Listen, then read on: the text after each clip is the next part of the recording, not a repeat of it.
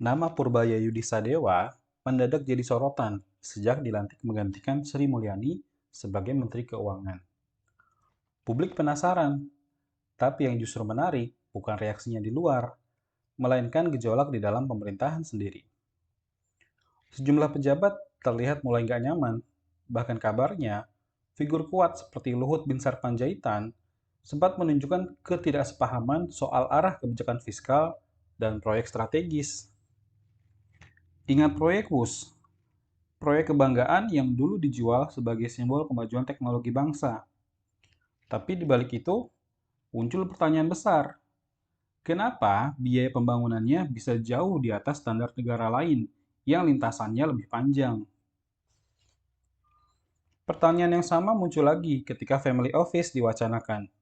Lembaga baru yang katanya akan mengelola kekayaan negara di luar mekanisme APBN.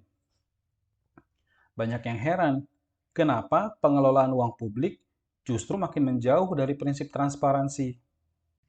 Di sisi lain, kasus-kasus di BUMN mulai bermunculan, dari investasi bodong sampai pemborosan di proyek infrastruktur. Lalu muncul lagi data soal ratusan triliun dana APBD yang mengendap di bank daerah. Uang yang seharusnya untuk rakyat malah diam karena sistem birokrasi yang takut salah langkah. Dari kacamata sosiologi politik, semua ini bukan sekedar masalah ekonomi. Ini soal bagaimana struktur sosial mempertahankan status quo.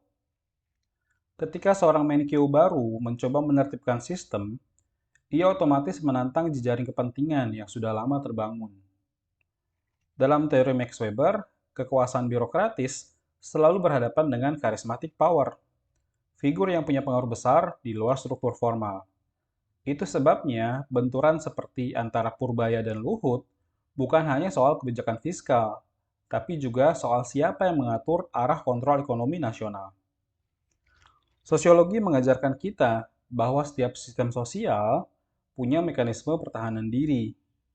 Dan ketika kontrol terhadap uang mulai diperketat, reaksi keras dari sebagian elit justru menandakan satu hal, ada perubahan struktur yang sedang berjalan. Jadi, kalau akhir-akhir ini kamu lihat banyak yang panas di pemerintahan, mungkin bukan karena kebijakan Purbaya itu salah, tapi karena sistem lama sedang kehilangan kenyamanannya.